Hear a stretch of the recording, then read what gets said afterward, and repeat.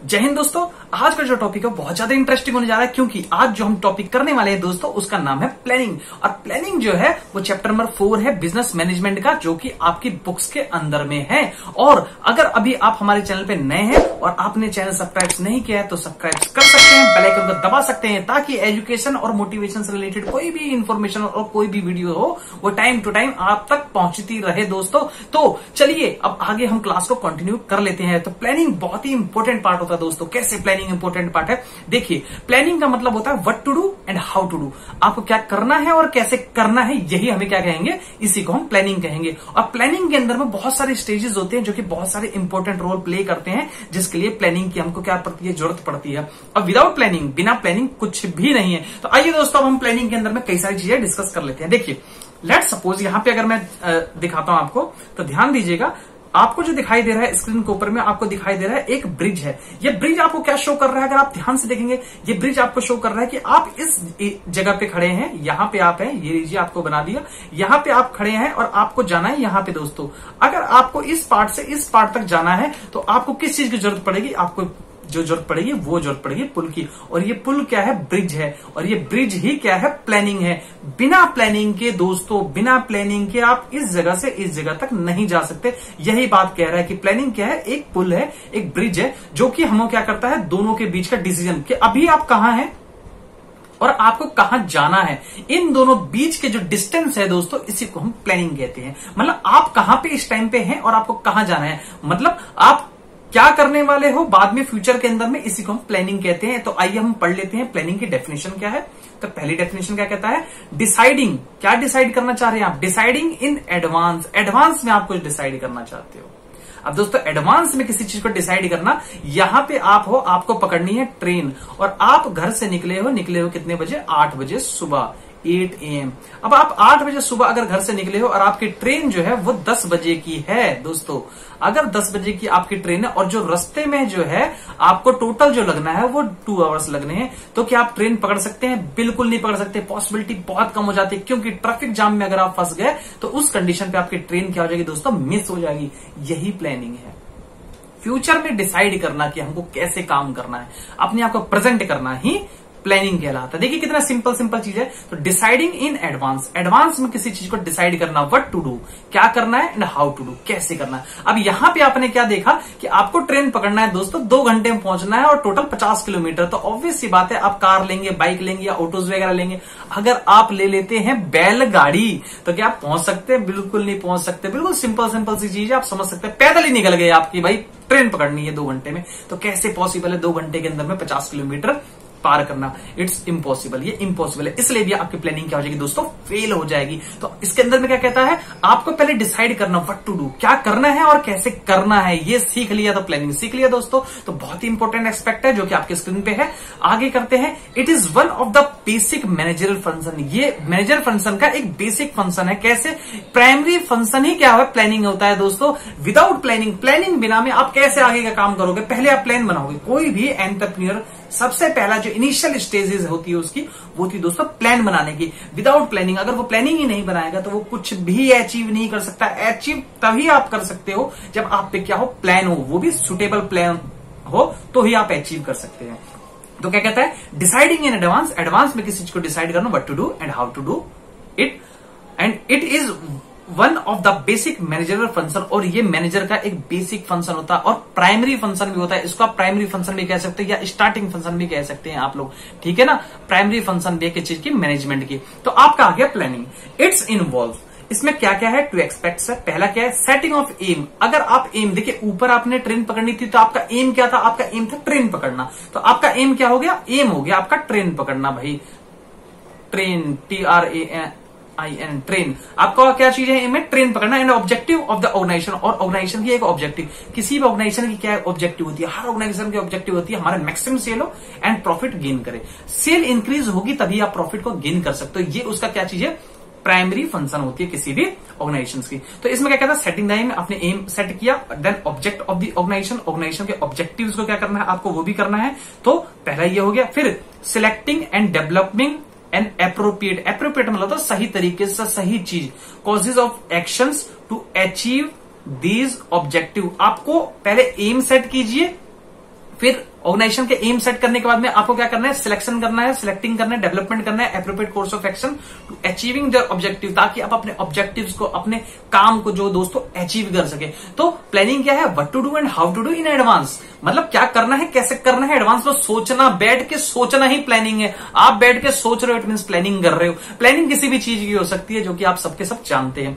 तो I hope आपको planning की डेफिनेशन जो है दोस्तों समझ में आ चुकी है। मैंने आपको बता दिया है, आप यहाँ पे हैं, अभी आपकी इनिशियल स्टेज है, आप 8 बजे यहाँ पे हो, आपको कहीं और जाना है। ये डिस्टेंस जो आप कवर कर रहे हो, बैठ के जो सोच रहे हो, यही दोस्तों आपकी क्या चीज है दोस्तों, प्लानिंग है। तो आई होप आपको प्लानिंग जो है वो समझ में आ चुकी होगी, और कई सारे राइटर्स की डेफिनेशन है जिसको आप कर सकते हैं।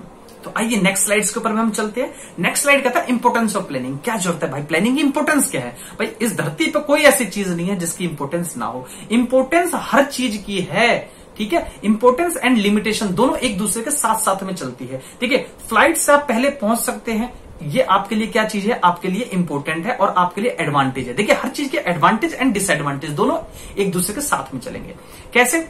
एडवांटेज क्या हो गया, आप अगर फ्लाइट से कहीं पहुंच रहे हैं तो एडवांटेज क्या हो गया, आप टाइम आपका कम लगेगा, आप जल्दी पहुंचेंगे, बट लगेज ज्यादा नहीं जा पाएगा, ये उसकी डिसएडवांटेज होगी।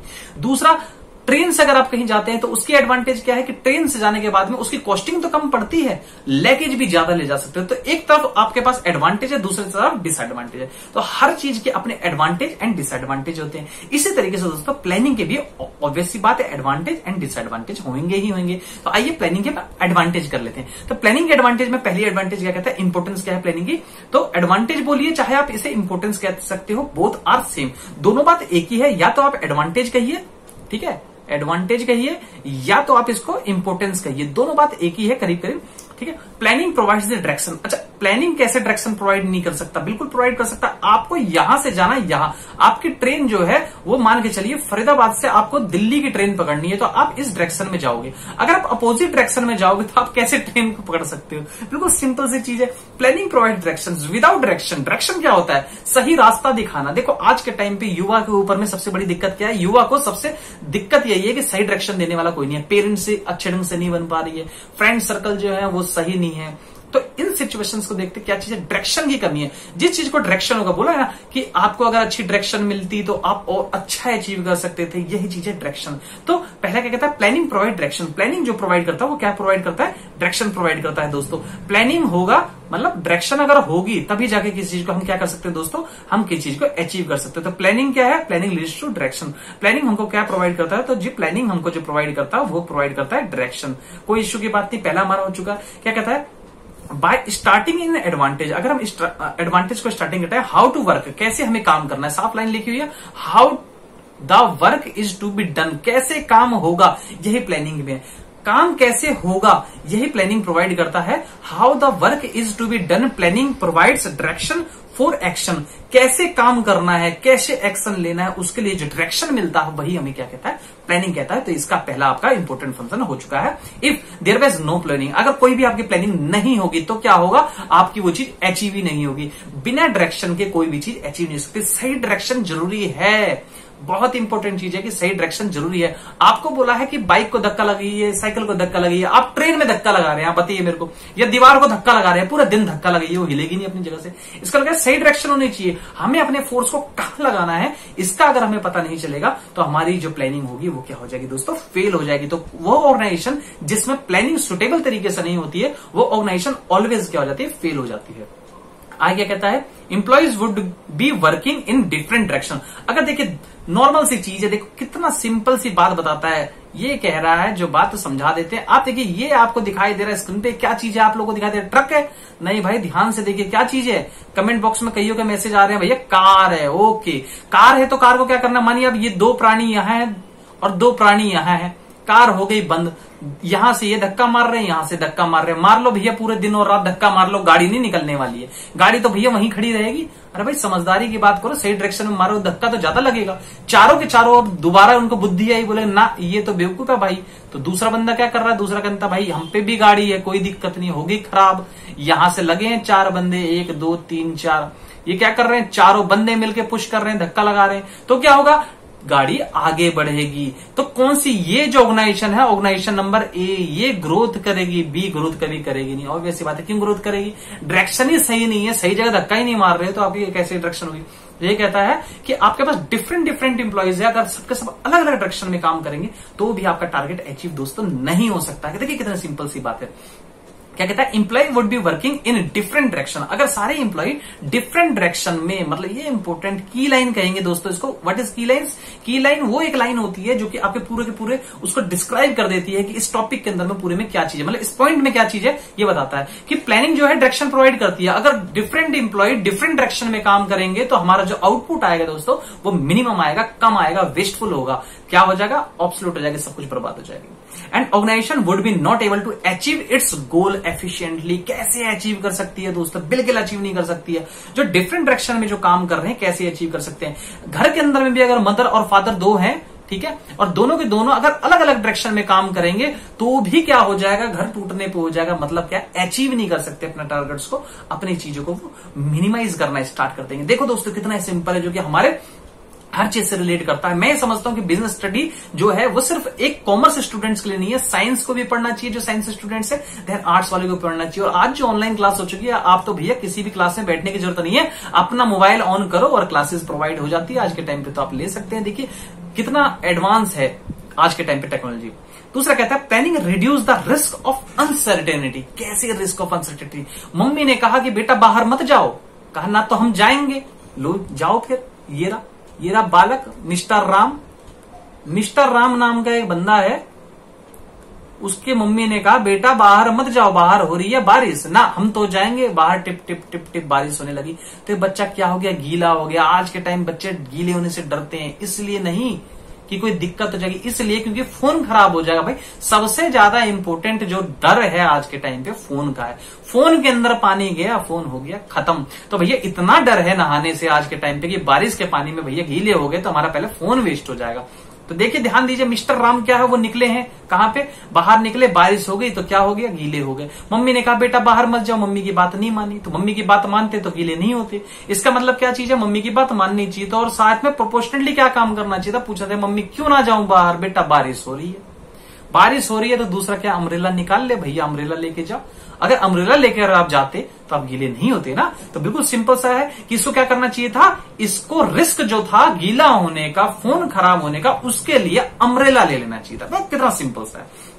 तो planning reduce the risk of uncertainty. अगर आप प्लान करके चलोगे तो अनसर्टेनिटी मतलब जो चीज होने वाली है, जो चीज ऐसे होने वाली है जो कि आपके ऑर्गेनाइजेशन को डैमेज कर सकती है, आपके प्लानिंग को डैमेज कर सकती है, तो प्लानिंग आपको हेल्प करेगी ताकि आप उसको खत्म नहीं कर सकते तो कम तो कर सकते हो। देखिए बारिश के पानी में तो गीले होगे, चाहे आप छतरी लगा लो, चाहे आप गाड़ी में बैठो, गाड़ी में बैठते समय भी गीले हो जाओगे। लेकिन जो रिस्क है वो जो मैक्सिमम था, 100% था, वो कम हो जाएगा दोस्तों। बस ये होता है इसके अंदर में बेनिफिट। तो कहता है planning is an activity. Planning जो है एक एक्टिविटी है which enable a manager to look ahead. Manager को दिखाती है कि आगे की तरफ देखो। जो बंदा पीछे की तरफ देखता है, पास्ट देखता है, वैसे भी अचीव नहीं कर सकता। तो वो क्या करता है?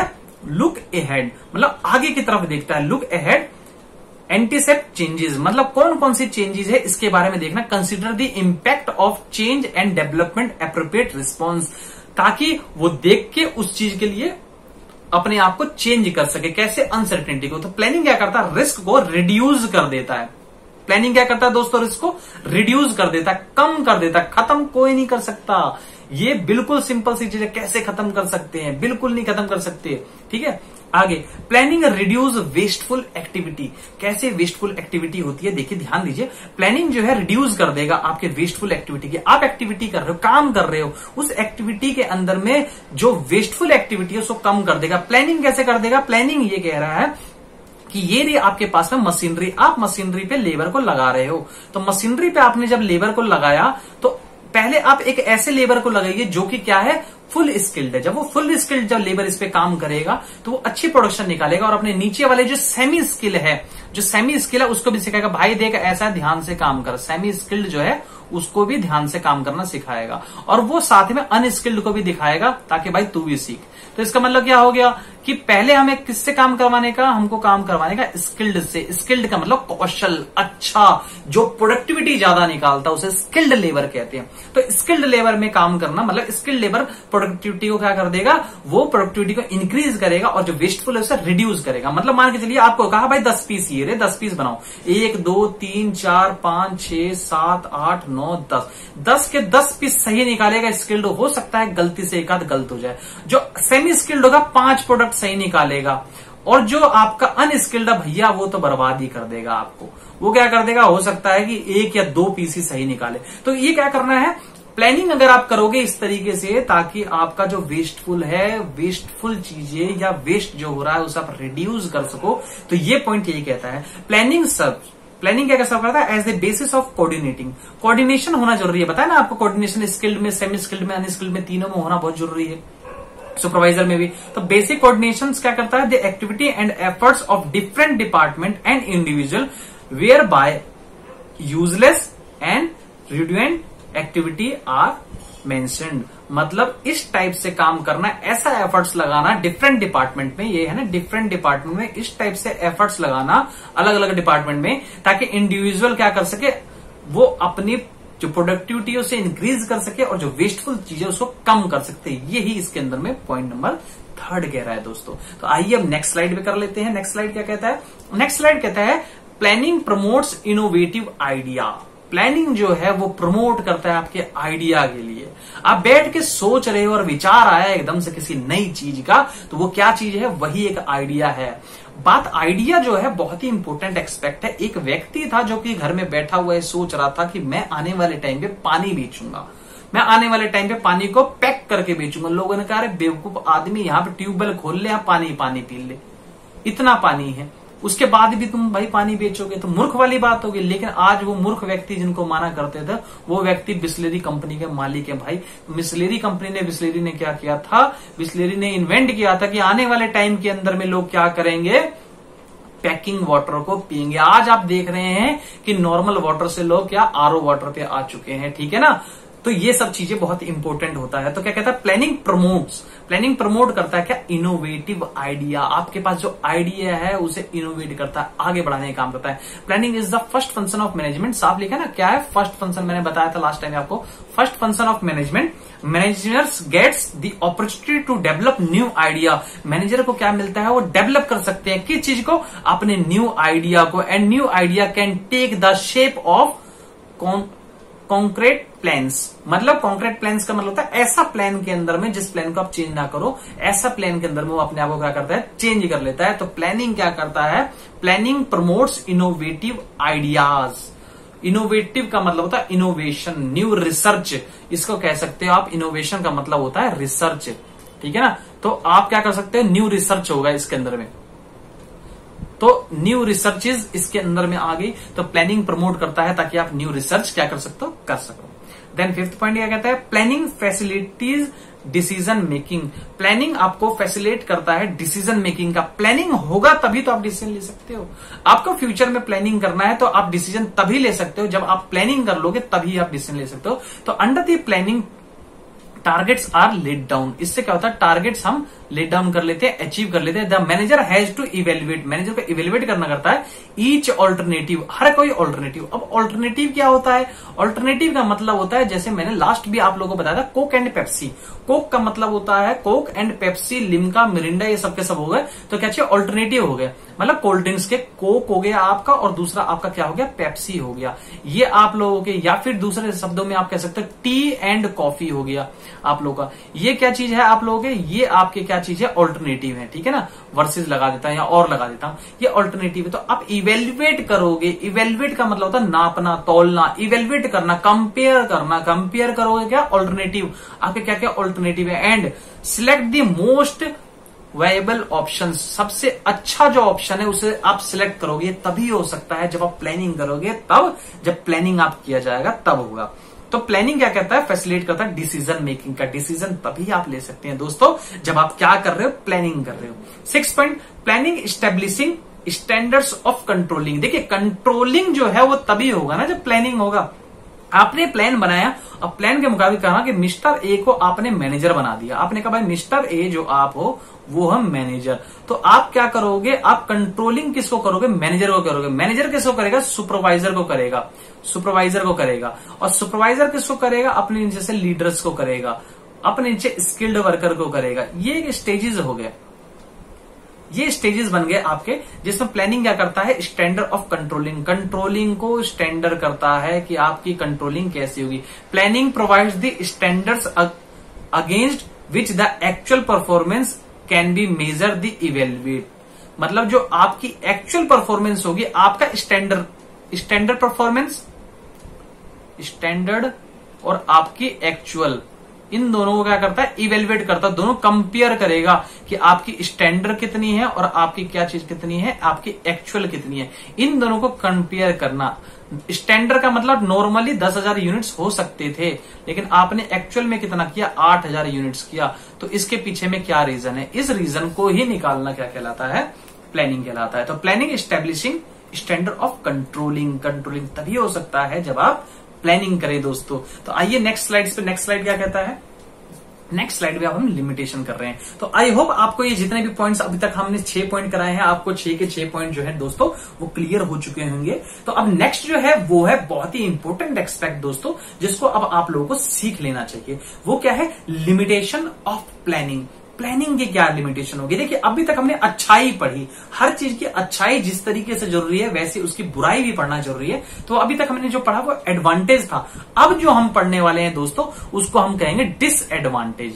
दूसरे शब्दों में हम क्या कहने वाले हैं इसको दोस्तों, तो इसको कहने वाले हैं हम डिसएडवांटेज। तो पहला क्या कहता है, लिमिटेशन ऑफ प्लानिंग। प्लानिंग की क्या लिमिटेशन है दोस्तों। पहला ह्यूज कॉस्ट, बहुत ज्यादा कॉस्टिंग लगती है। देखिए प्लानिंग आप कर रहे हो, प्लानिंग करते समय में ऐसा नहीं है, मैं अगर बात करता हूं बड़ी कंपनियों से छोटी कंपनियों, आपको प्लानिंग करने में, वेबसाइट्स बनाने में, ये सभी काम को करने में मेरे हिसाब से नॉर्मली जो है वो छोटे बिजनेस में भी 1 मंथ लग जाता है। और बड़े से बड़े जो स्टार्टअप्स होते हैं उसको स्टार्ट करने में 9 to 12 मंथ्स लग जाते हैं दोस्तों, 9 to 12 मंथ्स लग जाते हैं, तब जाके एक बड़ा स्टार्टअप जो है तब जाके स्टार्ट होता है। तो इसके अंदर में ह्यूज कॉस्ट, बहुत कॉस्टिंग आती है। आप नॉर्मल सोचो, एक व्यक्ति जो कि प्लानिंग कर रहा है ताकि आप नया स्टार्टअप करना चाहता है, तो उसके स्टार्टअप में उसकी सैलरी भी तो एक एक्सपेंस होगी, उसके बाद में वो जो उस पर एक्सपेंस कर रहा है वो उसका खर्चा है। चार्टर्ड अकाउंटेंट, सीएस, कंपनी को रजिस्टर्ड करने में, कंपनी के लिए भागादौड़ी करने में, एडवोकेट के expenses, legal fees, printing and stationeries, चाय कॉफी के खर्चे, कई सारे वो ऐसे एक्सपेंसेस करता है दोस्तों जिसके ऊपर में उसको ह्यूज कॉस्ट पे करना पड़ता है। तो कोई भी अगर आप प्लानिंग कर रहे हो तो वो क्या पहली चीज आती है, उसमें ह्यूज कॉस्ट, उसमें खर्चा लग रहा है, चाहे वो टाइम कंजम्पशन हो, चाहे वो फाइनेंशियली हो, चाहे वो नॉन फाइनेंशियली हो, चाहे उसमें पैसा लगा हो और चाहे पैसा ना लगा हो, बोथ की मैं बात करता हूं। दूसरा आता है टाइम कंज्यूमिंग प्रोसेस। आ चुका दोस्तों टाइम कंज्यूमिंग कैसे। देखिए हर चीज के अंदर में टाइम लगता है, उसी तरीके से इसके अंदर भी टाइम लगता है। देखिए प्लानिंग आप कर रहे हो और टाइम ना लगे, ऐसा हो ही नहीं सकता। तो दूसरा क्या चीज है हमारा आ गया, टाइम कंज्यूमिंग प्रोसेस। ये एक लंबा समय खींचता है। जैसे मैंने आपको बताया नया स्टार्टअप करने के लिए 12 मंथ्स लग गया था, तो 12 महीने लगा देंगे कि स्टार्टअप के लिए पता चला कि कोई दूसरा क्या है उसे ग्रैब करके काम कर चुका, उसने स्टार्ट कर दिया बिजनेस, ट्रेडमार्क ले लिया बिजनेस, कॉपीराइट्स ले लिया, सारे काम करके उसने बिजनेस स्टार्ट कर दिया। आप 12 मंथ्स लगा के बैठे हो। अगला करता है क्या चीज, साइकोलॉजिकल बैरियर। साइकोलॉजिकल बैरियर क्या हो गया, आप रिजिड हुए पड़े हो कि ना हम चीजों को चेंज नहीं करेंगे, न्यू टेक्नोलॉजी को अडेप्ट नहीं करेंगे। ऐसा कई जगह आपने देखा होगा, न्यू टेक्नोलॉजी को अडेप्ट नहीं करते हैं, एक स्टेजेस बना देते हैं कि इस क्राइटेरिया के आप इन्वॉल्व रहोगे, इस क्राइटेरिया से आप बाहर नहीं जाओगे। मतलब फिजिकल बैरियर्स के अंदर में हम कह सकते हैं एक लिमिट लगा दी है कि आपको ये प्रोसेस है काम करने का। आप प्रोसेस नंबर 1 से प्रोसेस नंबर 2 पे जाओगे, प्रोसेस नंबर 3 पे जाओगे, देन प्रोसेस नंबर 4 पे जाओगे। मैंने ये बोल दिया कि आप ये काम करोगे, मैनेजर ने कह दिया P1 पे, मतलब प्रोसेस 1 पे, प्रोसेस 2 पे, प्रोसेस 3 पे और प्रोसेस 4 पे आपको वर्क करना है। ये 4 प्रोसेस आपको दे दिया। अब अगर मैनेजर को कोई समझाने वाला हो, सुपरवाइजर या दूसरा ये कहता कि नहीं सर ये आप गलत डिसीजन ले रहे हो, तो सही डिसीजन क्या बताओ, तो कहता अगर सर आप प्रोसेस 1 को करते हो और प्रोसेस 1 को करके 2 ना करो और प्रोसेस 3 और 4 करो, तो पहला तो आपका टाइम कंजम्पशन कम हो जाता है सर, और दूसरा आपको बेनिफिट होता है कि आपकी कॉस्टिंग सर कम हो जाएगी। तो कहता P1 करने के बाद में दूसरा जो ऑप्शन है वो ये कहता P1 कीजिए सर, P1 के बाद में आप P3 अडेप्ट करिए और फिर P4 अडेप्ट करिए। ये क्या है, सेकंड है और ये फर्स्ट है। फर्स्ट में तो सारा करना है, सेकंड में कहता है P1 करिए सर, प्रोसेस P3 करिए, P4 करिए।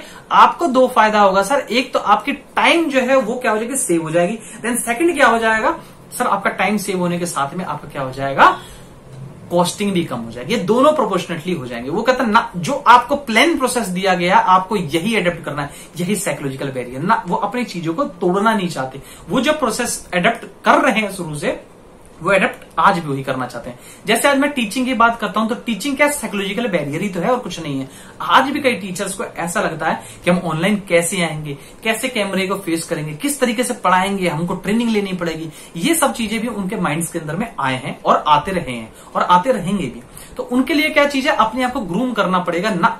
जैसे जैसे आज डिमांड मार्केट की हो रही है, अगर आपने आपको वैसे आपने नहीं ढाला तो बहुत जल्दी आप क्या हो जाओगे, मार्केट से आउट होने वाले हैं दोस्तों। मतलब मार्केट में अगर आपको बने रहना है लंबे समय के लिए तो आपके पास सिर्फ और सिर्फ एक ही तरीका है, वो ये है कि जब नई टेक्नोलॉजी आए, जब न्यू चेंजेस आए, यू शुड एडप्ट देम। मतलब आपको उसको एडप्ट करना ही पड़ेगा, कैसे भी, किसी भी कॉस्ट पे। अगर आप एडेप्ट नहीं करते हो दोस्तों तो बहुत ही ज्यादा प्रॉब्लम होने वाली है दोस्तों, और अभी नहीं बाद में होने वाली है। आइए, तो साइकोलॉजिकल बैरियर हो चुका है। देन रिड्यूस क्रिएटिविटी, क्रिएटिविटी को भी कम कर देता है। देखिए, प्लानिंग बना दिया कि ऐसे ऐसे काम करना है, प्रोसेस से काम करना, ये स्टेजेस है, और किसी से भी नहीं पूछा। मानो जीएम ने ये सारे डिसीजन ले लिया, जीएम कहता भाई ऐसे ही काम करना चाहिए, तो उसको हम सही जीएम नहीं कहेंगे। अगर वो क्या करता, अपने सारे मैनेजर्स को बैठाता, M1 manager 1, M2 manager 2, M3 manager 4, M4 manager 4, M3 and M4 सबको बैठाता और फिर डिस्कस करता कि मैं कौन सा ऐसा स्टेप लूं इसके अंदर में, और जो मैं डिसीजन क्या ले रहा हूं ज्यादा इफेक्टिव है या नहीं है। वो घर हमेशा आगे होते हैं जिस घर के अंदर में डिसीजन जो होते हैं वो लेते तो फादर है, बट सबको इन्वॉल्व करके अगर वो लेते हैं तो डिसीजन जो होता है वो ज्यादा बेस्ट होता है और इफेक्टिव होता है, क्योंकि उसमें सबकी सहमति होती है। इसलिए हर कोई क्या करता है, उस काम में पार्टिसिपेट करता है। ये भावना आनी बहुत ज्यादा जरूरी होती है। मैनेजर अगर सबसे डिस्कस नहीं करेंगे तो वो क्या लगेगा, भाई हो सकता है कि मैनेजर जो 3 है उसके पास में बहुत ज्यादा अच्छा ऑप्शन है, वो क्रिएटिविटी माइंड का है। आज के टाइम पे क्या चीज है, लोग क्रिएटिविटी माइंड के नहीं होते हैं या फिर उन लोगों को ज्यादा चांसेस नहीं देते हैं। जो क्रिएटिविटी माइंड के लोग होते हैं वो क्या करते हैं, वो तभी डिसीजन ले सकते हैं जब उनके साथ बैठा के अगर बात हो। वरना कहते हैं कि भाई मानो कि प्रॉफिट हो तो नाम होगा नहीं, लेकिन लॉस हो तो बदनामी हो जाएगी। इस वजह से वो और ज्यादा नहीं बोल पाते। लेकिन सजेशन लेना जरूरी है। जो भी मैनेजर सजेशन लेते हैं वही आगे जाके मार्केट लीडर्स बनते हैं दोस्तों। तो मार्केट लीडर बनने के लिए आपको सबसे इंपॉर्टेंट चीज जो है वो क्या है, सजेशन लेना जरूरी है। एक दूसरे के साथ में सजेशन लोगे तभी आप अचीव करोगे टारगेट। तो ये पॉइंट भी हो चुका है। देन डायनेमिक इन्वायरमेंट, डायनेमिक चेंजमेंट को कहते हैं। चेंजिंग मीन्स डायनेमिक, जहां चेंज होता हो बहुत जल्दी। आज देखिए क्या हो चुका है, आज लोगों को क्या क्रेडिट मिलना कम हो चुका है। आज बहुत सारी मार्केट जो है वो कैश में कन्वर्ट हो गई, क्रेडिट बिल्कुल ही खत्म हो चुका है। क्यों क्रेडिट खत्म हो चुका है, क्योंकि लोगों की लाइफ का नहीं पता। आप जिसको क्रेडिट बहुत ज्यादा दे रहे हो, कल वो जिएगा कि नहीं जिएगा इसकी गारंटी नहीं है। कल वो यहां से कहीं अपने गांव चला गया तो उसके पीछे आप कैसे भागोगे, या सर्टेन कुछ भी हो सकता है। तो आज अगर आप देखोगे मार्केट कैसे चेंज हो गया, मार्केट में जो क्रेडिट है, क्रेडिट पीरियड जो है आज कोरोना सिचुएशन के अंदर में वो क्या चीज है, प्योरली खत्म ही हो चुका है। 80 to 90% खत्म हो चुका है, रिड्यूस हो गया 80 to 90%। मतलब क्या है, इन्वायरमेंट चेंज। इन्वायरमेंट जब चेंज होता है तो प्लानिंग के अंदर में लिमिटेशन क्या है, लिमिटेशन सबसे ज्यादा ये है कि अगर इन्वायरमेंट चेंज हो गया तो आपकी प्लानिंग दोस्तों फेल हो जाएगी। आपने बहुत अच्छा प्लान बनाया है आज कि भाई मैं बहुत अच्छा प्लान करने जा रहा हूं, आपने प्लान बनाया, मान के चलिए 2000 मैं बात करता हूं 2020 की। आपने 2020 के फरवरी के अंदर में प्लान बनाया कि भाई मैं बिल्कुल आग लगा दूंगा मार्केट में, मेरा जो प्लान है ना मार्केट का पूरा रूंड कर देगा, बिल्कुल जबरदस्त तरीके से चलेगा, सबकी मार्केट खराब कर देगा, मेरी मार्केट चलेगी सर। आपने फरवरी 2020 में पूरा प्लान बना के सेटअप स्टार्ट किया और आपको पता लगा मार्च के अंदर में, आपको याद होगा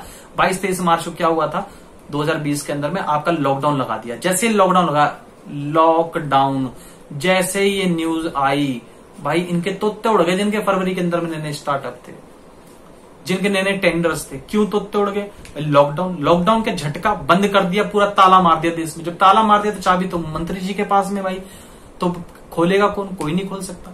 क्यों, क्योंकि लॉकडाउन सिचुएशन के अंदर में जितने भी आपने प्लानिंग्स बनाए थे दोस्तों वो आज क्या हो चुके हैं, फेल हो गए। वो रीजन क्या था, क्योंकि जो डायनेमिक इन्वायरमेंट थी वो है। आज डायनेमिक इन्वायरमेंट जितनी ज्यादा होगी मार्केट में लोग पैसा कम फ्लो करेंगे, बिजनेसमैन कम पैसा लगेंगे। क्यों, उनको डर लगेगा कि आज मैं इन्वेस्टमेंट करता हूं तो क्या मेरा वो रिटर्न आएगा कि नहीं आएगा। तो मार्केट में जो फ्लो है वो ऑलरेडी बहुत ज्यादा कम हो चुका है और हो सकता है कि आने वाले टाइम पे भी ये कम हो। लेकिन जो बिजनेसमैन है वो अपने प्रॉफिट को निकालने के अंदर में, क्योंकि जितना उनको लॉस हो चुका है, इसे टाइम वैल्यू ऑफ मनी कहते हैं। 2 साल आपका पैसा कहीं रखा रह गया और इसका मतलब क्या, नुकसान हो गया, उस पर इंटरेस्ट का नुकसान हो गया। तो उस कंडीशन पे वो अपने पैसों को ज्यादा इन्वेस्ट करने की कोशिश करेंगे बड़े बिजनेसमैन, ताकि फिर से मार्केट के अंदर में क्या आ सके सॉरी, फिर से मार्केट में फ्लो आ सके। क्या कहता है, फेल्स सेंस ऑफ सिक्योरिटी। आज के टाइम पे क्या चीज लोगों को ये समझ में नहीं आती है कि भाई लोग सोचते हैं कि आज हमने प्लानिंग बना दिया ये सिक्योर है, तो ये लोगों की थिंकिंग होती है। कभी भी ऐसा नहीं हो सकता कि आपने जो प्लानिंग बनाया वो आपका सिक्योर हो, क्योंकि मार्केट डायनेमिक है, आपके प्लान क्या हो सकता है, फेल हो सकता है। तो इसमें यही बात कहता है कि आपके पास उस चीज की सिक्योरिटी नहीं है कि आपका जो प्लान है वो सक्सेस होगा कि नहीं होगा, इसकी सिक्योरिटी कोई नहीं दे सकता, कोई श्योरिटी नहीं दे सकता आपकी कि भाई ये चीज बिल्कुल रहेगी। अगर रिजिडिटी बहुत ही इंपॉर्टेंट एक्सपेक्ट है। रिजिड का मतलब होता है जब चेंज ना कर सको, कोई चेंज ना कर सके उसे रिजिड कहते हैं। भैया आज भी कई लोग ऐसे हैं, आज अगर मैं बताता हूं एजुकेशन सिस्टम के बारे में, हमारे आज भी काले कलर का बोर्ड लगा है और व्हाइट कलर के चौक का इस्तेमाल हो रहा है। भाई कैसे दिमाग में बैठेगा? न्यूरो साइंस ये कहती है कि हम उस चीज को ज्यादा देर स्टोर कर सकते हैं जो चीज पिक्चर्स के अंदर में है। आज के टाइम पे आप बुक्स उठा लीजिए कोई, अगर मैं बिजनेस स्टडी के एनसीईआरटी की बुक कहता हूं, आप पिक ढूंढ के और इमेज ढूंढ के देख लीजिए, दूर दूर तक आपको नाम और निशान नहीं मिलेगा। भाई भारत का नक्शा दिखाओगे नहीं और बोलोगे ऊपर हमारा कश्मीर नीचे कन्याकुमारी, जिंदगी में बच्चे को समझ नहीं आएगा ऊपर और नीचे क्या है। वो भारत का नक्शा उल्टा पकड़ लेगा, वो राजस्थान ऊपर की तरफ दिखाने लग जाएगा। क्यों? क्योंकि उसने सारी जिंदगी तो भारत का नक्शा देखा ही नहीं। जब भारत का नक्शा देखेगा ही नहीं तो बेचारा बताएगा कैसे में। तो आज भी हमारे साथ में यही है, हमें मूवीज याद रह जाती है पर क्लासेस याद नहीं रहती है। रीजन क्या है? क्योंकि हम पिक्चर्स को, साउंड्स को, ये जब इफेक्टिव जब हमारे ब्रेन के अंदर में जाता है तो हम ज्यादा देर तक उसे स्टोर कर सकते हैं। तो ये चीज यही कहता है, रिजिड नहीं बनना, आपको डायनेमिक बनना है। जैसे डायनेमिक इन्वायरमेंट है, चीजें चेंज हो रही है, उसी तरीके से आपको भी चेंज होना पड़ेगा। अगर आप चेंज नहीं होगे तो आप मार्केट से दोस्तों बहुत जल्दी आउट होने वाले हो, इसमें कोई भी दोहराई नहीं है। चाहे वो बात किसी भी प्रोफेशन की मैं करता हूं, हर प्रोफेशन के अंदर में यही है। पहले आई टेस्ट करने वाले सिंपल सा आई टेस्ट किया करते थे, आज इतने सारे इक्विपमेंट्स आ चुके हैं दोस्तों आई टेस्ट करने के लिए। Amazon की अगर मैं बात करता हूं, Amazon के अंदर में Amazon ने इस टाइप से कर दिया है कि आप Amazon स्टोर पे जाइए कैलिफोर्निया के अंदर में, और आप किसी भी प्रोडक्ट को आपको लेना है, आपको कुछ नहीं करना, प्रोडक्ट लेके आपको बाहर आना है। पहले तो आप स्कैन करोगे स्कैनर से और अंदर जाओगे और प्रोडक्ट लेके आप बाहर आओगे, आपके ऑटोमेटिक आपके Amazon के अंदर से पैसे कटने वाले हैं। बहुत सारी चीजें चेंज होने वाली दोस्तों। तभी जब आप नई नई टेक्नोलॉजी अडेप्ट करोगे तभी कुछ होगा। टोल प्लाजा हर जगह से हटने वाले हैं 2 से 3 साल के अंदर में। क्यों? क्योंकि हर जगह जीपीएस सिस्टम एक्टिवेट हो जाएगा। ये जितने भी सिस्टम से जीपीएस से क्या करेगा, 5 किलोमीटर जाना है तो 5 किलोमीटर का टोल लगेगा, 100 जाना है तो 100 का टोल लगेगा। ये बहुत सारी चीजें दोस्तों चेंज होने वाली है मार्केट के अंदर में। तो आइए अब हम इसकी लिमिटेशन कर लेते हैं, जो कि बहुत ज्यादा इंपॉर्टेंट है। और मैंने जो अभी तक आपको लिमिटेशन के सारे पॉइंट्स करवा दिए हैं, लगभग यही लिमिटेशन के पॉइंट्स आएंगे। तो मुझे लगता है उसे गो थ्रू करने में आपको ज्यादा टाइम नहीं लगने वाला है। तो आइए अब हम करते हैं नेक्स्ट स्लाइड्स। क्या कहता है? Limitation of planning. प्लानिंग की क्या लिमिटेशन है? ये जो पढ़ा था अभी, ये प्लानिंग की लिमिटेशन नहीं थी तो और क्या थी? तो आइए फिर से दोबारा डिस्कस कर लेते हैं। Internal limitation and external. Internal का मतलब जो हमारे इंटरनल मतलब बिजनेस ऑर्गेनाइजेशन के अंदर इंपैक्ट डाले, that is called internal. Business से बाहर इंपैक्ट डाले, एक्सटर्नल। कैसे? बिजनेस के अंदर इंपैक्ट डालेगा, जैसे कॉस्टिंग हो गई, खर्चा ज्यादा लग गया, इंटरनल है। अब बाहर की मैं बात करता हूं, जैसे गवर्नमेंट की पॉलिसीज होगी, वो एक्सटर्नल लिमिटेशन होगी। जो बाहर है वो एक्सटर्नल लिमिटेशन, जो अंदर है वो हमारी इंटरनल लिमिटेशन कहलाएगी। तो कैसा? पहले क्या कहता है? इंटरनल लिमिटेशन में सबसे पहले आ जाते हैं हम इंटरनल लिमिटेशन के अंदर में। पहला कहता है प्लानिंग लीड्स टू रिजिडिटी। बता ना, प्लानिंग जो है रिजिडिटी नहीं होनी चाहिए। अगर प्लानिंग रिजिड होगा, चेंज नहीं होगा तो दिक्कत हो जाएगी। प्लानिंग क्या कहता है? डिस्करेज करता है इंडिविजुअल को इनिशिएटिव एंड क्रिएटिविटी। कोई भी बंदा जो क्या चीज इनिशिएट करता है, किसी काम में पहल करता है कि भाई मैं करके दिखाऊंगा, इसे पहले कहते हैं इनिशिएट करना। एंड क्रिएटिविटी, जिसके पास में क्रिएटिविटी है, ये क्या बर्बाद हो जाते हैं, खत्म हो जाते हैं, डिस्करेज होता है। किस लिए? क्योंकि आप रिजिड हो, आप चेंज नहीं कर रहे। आपने बना दिया प्लान ये कि मैं ऐसे ही जाऊंगा, उसने सर आप ऐसे ना जाके अगर ऐसे जाओ ना तो आपके लिए बहुत सिंपल पड़ेगा। तो कहता ना मैं प्लान ए फॉलो करूंगा, प्लान बी फॉलो नहीं करूंगा। क्यों? तो क्या हो गया, जो इनिशिएट और क्रिएटिविटी माइंड के जो बंदे हैं वो क्या हो जाएगा, वो डिस्करेज होंगे, मतलब वो आगे नहीं आएंगे बोलने के लिए, करने के लिए। The manager do not make changes according to changing business environment. Manager को इस तरीके से नहीं काम करना चाहिए ताकि वो एकदम से एनवायरमेंट को चेंज कर दे। मतलब फिर दे स्टॉप टेकिंग और giving suggestion and new idea. मतलब वो स्टॉप कर देते हैं, रुक जाते हैं, नहीं काम करते हैं। क्या? ना तो सजेशन लेते हैं किसी से, ना न्यू आइडिया लेते हैं। जो बंदे किसी भी चेंजेस को एडेप्ट नहीं करते, क्रिएटिविटी एंड इनिशिएटिव लोगों को चांसेस नहीं देते, न्यू आइडिया को एडेप्ट नहीं करते, किसी से सजेशन नहीं ले सकते, यही लिमिटेशन होगी किसकी? पहली। क्यों? क्योंकि बंदे रिजिड है, नहीं चेंज नहीं करेंगे। भाई हमको जो चाहिए वही चाहिए। आज भी छोटा फोन रखा है, स्मार्टफोन नहीं लेना, तो मतलब नहीं लेना। तो इसे रिजिड कहते हैं। रिजिड मतलब नहीं चेंज करेंगे भाई, अपने आप को कुछ भी हो जाए। Second point, planning may not works in dynamic environment. Dynamic अगर इन्वायरमेंट होगा तो प्लानिंग फेल हो जाएगी। कैसे फेल हो जाएगी? आप जो प्लानिंग बना रहे हो वो सुटेबल नहीं होगा, जो हम लास्ट कर चुके हैं। आइए, planning is based on anticipation of future happening and since future is uncertain and dynamic therefore future uncertain है। ऑब्वियस सी बात है, फ्यूचर तो अनसर्टेन है, आपके लिए नहीं सबके लिए अनसर्टेन है। तो फ्यूचर क्या है? अनसर्टेन है और डायनेमिक है। Therefore the future anticipations are not always true. तो फ्यूचर में जो आप डिसीजंस ले रहे हो वो हमेशा सही हो, इसकी गारंटी कोई नहीं लेता। ये बात कहता है। Planning involves a huge cost. ये सिंपल सा पॉइंट नंबर 1 था उसमें। प्लानिंग क्या है?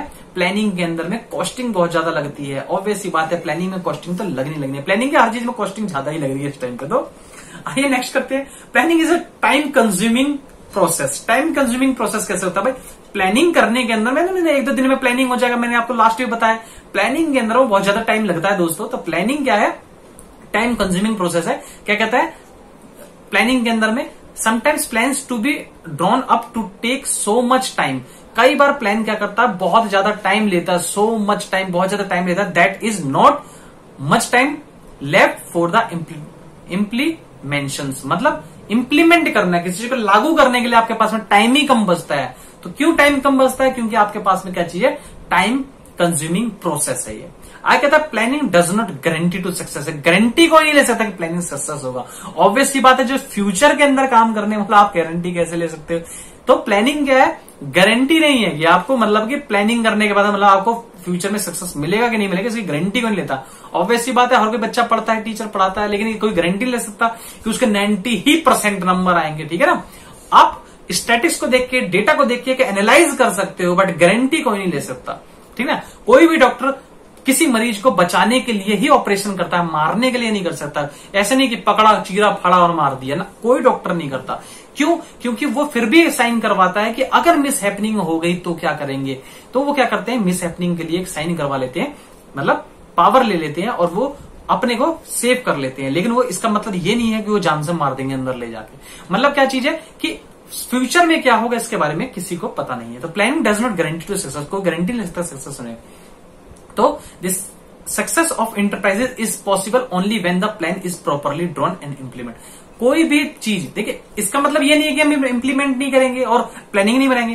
प्लानिंग एक तरफ आप बनाइए, कोई इश्यू की बात नहीं, दूसरे से इंप्लीमेंट भी करिए। फ्यूचर में क्या होगा इसे किसी को नहीं पता, लेकिन इसका मतलब ये तो नहीं कि भाई हम काम ही ना करें। ठीक है? तो sometime managers depends on previously tried successful plan. कई बार मैनेजर क्या करते हैं, वो जो पहले उन्होंने प्लान बना लिया उस प्लान को यूज करने की कोशिश करते हैं, but is not always true that A plan which has worked before will work efficiently again. मतलब क्या कहता है कि ये कोई गारंटी नहीं है कि जो काम पहले कर चुका है वर्क, मतलब जो प्लान जो पहले काम कर चुका है वो आज भी काम करेगा, जरूरी नहीं है।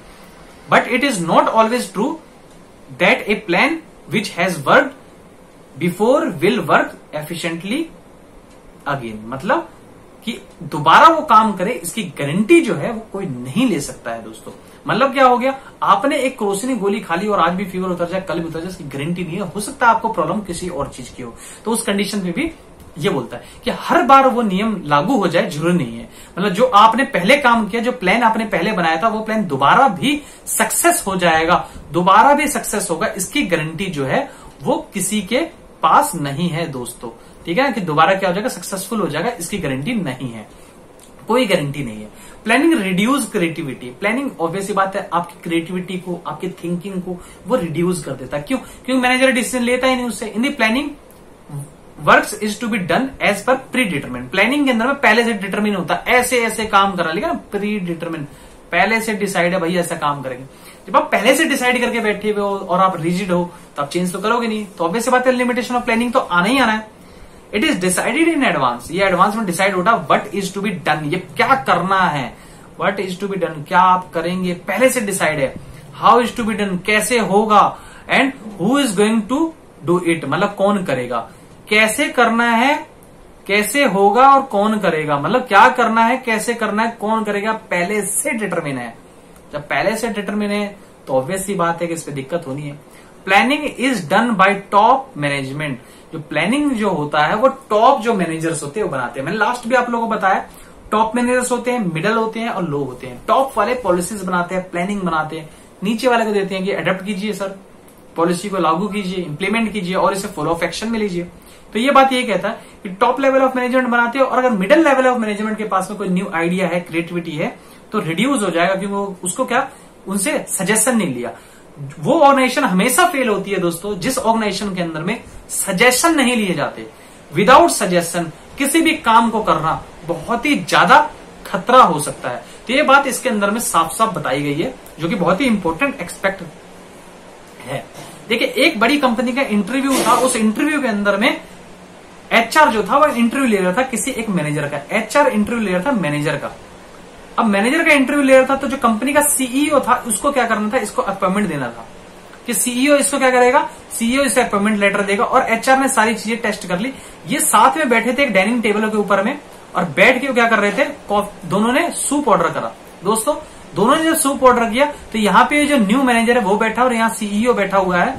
यहाँ पे सीईओ बैठा हुआ है और आपके पास में मैनेजर बैठे हुए ने जो अपॉइंटमेंट जिनको मिलनी है, इनसे जिन्हें अपॉइंटमेंट मिलेगी, ठीक है, अपॉइंटमेंट लेटर ये देने वाले हैं। उससे पहले इन्होंने सूप ऑर्डर किया। सूप ऑर्डर करने के बाद में उन दोनों ने सूप ऑर्डर करके क्या किया, सूप पिया। सूप पीते समय में मैनेजर को उन्होंने ये देखा कि मैनेजर ने सूप क्या करा, सूप के पास में साल्ट का पेपर था, वो फाड़ा और साल्ट डाला, नमक डाला और सूप को क्या पी लिया, जबकि सूप के अंदर में साल्ट नहीं था। ये चीज देख के इनको ये चीज खली कि भाई ये कैसे पता चला इसको कि उसमें सूप के अंदर में नमक है, सॉल्ट है कि नहीं है, जबकि उनको क्या करना चाहिए, उसे टेस्ट करना चाहिए। अगर उसमें ऑलरेडी सॉल्ट होता तो सूप वेस्ट हो चुका था। तो ये चीज जरूरी है, कोई भी ऐसा काम ना करना। बात बड़ी छोटी सी है लेकिन बात बहुत ज्यादा बड़ी है।